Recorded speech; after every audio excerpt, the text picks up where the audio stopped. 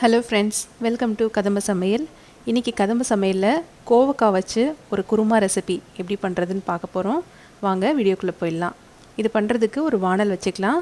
வானலில் 1 டீஸ்பூன் எண்ணெய் காஞ்சதுக்கு அப்புறமா கொஞ்சமாக பட்டை, 1/2 டீஸ்பூன் சோம்பு, 5-6 பூண்டு பல், 1/2 இன்ச் அளவுக்கு இஞ்சி, 10 முந்திரி பருப்பு, 2 வரமிளகா, 1 டீஸ்பூன் மல்லி, 1 டீஸ்பூன் வெள்ளை எள்ளு, அது கூட கொஞ்சமாக கசகசா இதெல்லாம் சேர்த்து நல்லா வறுத்துக்கலாம்.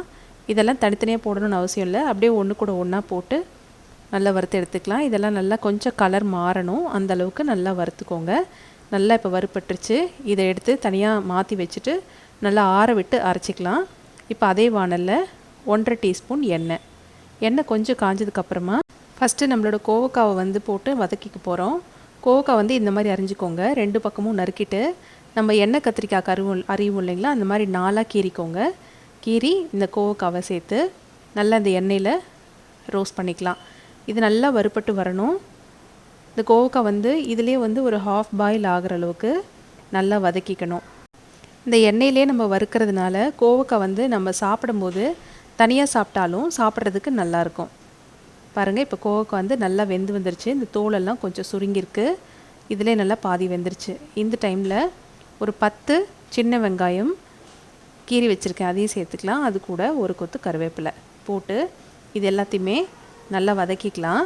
இது கூட கொஞ்சம் வதங்கிறதுக்காக உப்பு சேர்த்து நல்லா வதக்கிக்கலாம். உப்பு சேர்த்து வதக்கும்போது வெங்காயம் இன்னும் கொஞ்சம் சீக்கிரமாக வதங்கி வந்துடும். இந்த காய் வச்சு பொரியல் மட்டும் இல்லை, இந்த மாதிரி குருமாவும் செஞ்சு பாருங்கள். கண்டிப்பாக ரொம்ப நல்லாயிருக்கும், எல்லாருக்கும் பிடிக்கும். இப்போ வெங்காயம் காய் எல்லாமே இன்னும் நல்லா வதங்கி வந்துருச்சு. இதில் ஒரு தக்காளி பொடி பொடியாக நறுக்கி இதில் சேர்த்து இதையும் நல்லா வதக்கிக்கலாம்.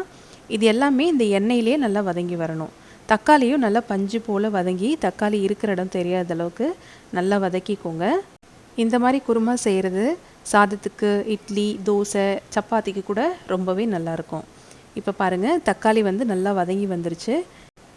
தக்காளியும் நல்லா வெந்து வந்ததுக்கப்புறமா இதில் 1/2 டீஸ்பூன் மஞ்சள் தூள், 1 டீஸ்பூன் மிளகாய்த்தூள், அது கூட 1/2 டீஸ்பூன் சீரகத்தூள் இதெல்லாம் சேர்த்து வதக்கிக்கலாம்.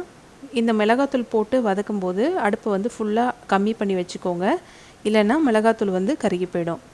சும்மா ஒரு 2 பெரட்டு பரட்டிட்டு இதில் நமக்கு தேவையான அளவுக்கு இப்போ தண்ணி ஊற்றிக்கலாம். தண்ணி ஊற்றி நல்லா கிளறி விட்டுட்டு நம்ம இது மூடி போட்டு வேக வச்சிடலாம். இந்த டைமில் நீங்கள் உப்பு, காரம் இதெல்லாம் செக் பண்ணிக்கோங்க. நான் இப்போ போட்டிருக்க காரம் கொஞ்சம் கம்மியான காரமாக தான் இருக்கும், ஏன்னா குருமாக்கு இப்படி இருந்தால் தான் நல்லாயிருக்கும் சாப்பிட்றதுக்கு. உங்களுக்கு ஏற்ற மாதிரி நீங்கள் காரம் சேர்த்துக்கோங்க. இப்போ கொதி வர ஆரம்பிச்சிருச்சு, இதை மூடி வச்சிடலாம். இந்த காய் நல்லா ஃபுல்லாக வெந்ததுக்கப்புறமா இது ரெடி ஆகிடும். இந்த டைமில் நம்ம ஏற்கனவே வறுத்து வச்சுருந்ததை நல்லா நைஸாக அரைச்சி இதோடு ஊற்றிக்கலாம். இப்போ பாருங்கள், காய் நல்லா வெந்து வந்துருச்சு. நம்ம போட்ட அந்த மிளகாய்த்தூள் வாசம்லாம் எதுவுமே இல்லை. இந்த டைமில் நம்ம அரைச்சி எடுத்துக்கிட்டதை இதில் ஊற்றிக்கலாம். உங்களுக்கு தேவையான அளவுக்கு தண்ணி சேர்த்துக்கோங்க. இது இப்போ கொதிக்கும் போது கொஞ்சம் கெட்டிப்பாகும், ஏன்னா நம்ம முந்திரி பருப்புலாம் போட்டிருக்கிறதுனால அது இந்த குருமாவுக்கு கொஞ்சம் திக்னஸ் கொடுக்கும். அதனால் தண்ணி கொஞ்சம் சேர்த்து கூட ஊற்றிக்கோங்க, ஏன்னா கொதித்து வரும்போது அந்த திக்னஸ் உங்களுக்கு கரெக்டாகிடும். இப்போது நான் எல்லாத்தையும் கலந்து விட்டாச்சு. இது நல்லா கொதி வரும்போது திரும்ப மூடி வச்சிடலாம்.